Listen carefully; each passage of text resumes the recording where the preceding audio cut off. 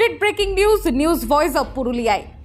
পুরুলিয়ার বলরামপুরে রবিবার গভীর রাতে হিন্দি সিনেমার কায়দায় দুঃসাহসিক ডাকাতি। প্রথমে এক দুধ ব্যবসায়ীর কাছ থেকে ছিনতাই করা হয় প্রায় 12,000 টাকা। তারপর গ্রাহক সেজে ঢুকে পড়ে জাতীয় সড়কের ধারে এক পেট্রোল পাম্পে। দুষ্কৃতীরা মুহূর্তের মধ্যেই বেরিয়ে আসে বন্দুক পিস্তলের মুখে দাঁড় করিয়ে কর্মীদের কাছ থেকে ক্যাশ কাউন্টার ও হাতে থাকা মিলিয়ে লুট হয় প্রায় 1 লক্ষ টাকা। সিসিটিভি ফুটেজে ধরা পড়ছে মুখোশ পরা দুষ্কৃতীদের ছবি। বাইকের নাম্বার প্লেট ছিল না। বাধা দিতে গেলে মারধর করার শিকার হন পাম্প কর্মী সোনু সিং। হ্যাঁ, আমি ছিলাম কালকে এখানে রাতে মোটামুটি 9টা 14-15 এরকম টাইমে ছিলাম, এখানে বসে রয়েছিলাম। তারপরে ওরা দুজন বাইক ছিল, 5 জন ছিল ওরা, মানে দুটো বাইক 5 জন? দুটো বাইকে 5 জন ছিল।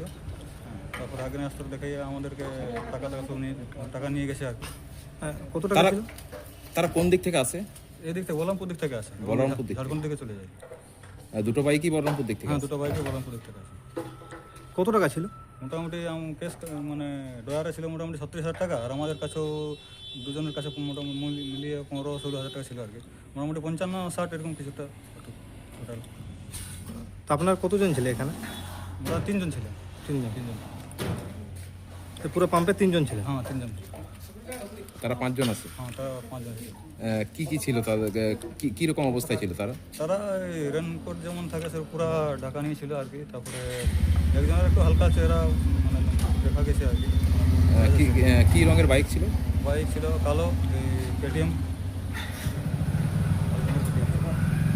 কোন দিকে চলে যায় তারা? ওরা ঝাড়খণ্ড থেকে চলে যায়। ঝাড়খণ্ডের দিকে। ঝাড়খণ্ড থেকে। ঘটনাটা কটার সময়?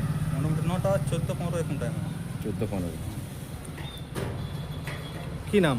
আমার নাম গৌতম রজক, এখানে আমি কাজ করি। বাড়ি মালতিতে। ঘটনার জেরে জেলায় শুরু হয়েছে নাকা চেকিং। কিন্তু বড় প্রশ্ন, ঘটনাস্থল থেকে মাত্র কয়েক কিলোমিটার দূরে দাঁতিয়া নাকা চেকপোস্টে যখন 24 ঘন্টা পুলিশ মোতায়েন থাকে, তখন কিভাবে চম্পট দিল ডাকাতরা?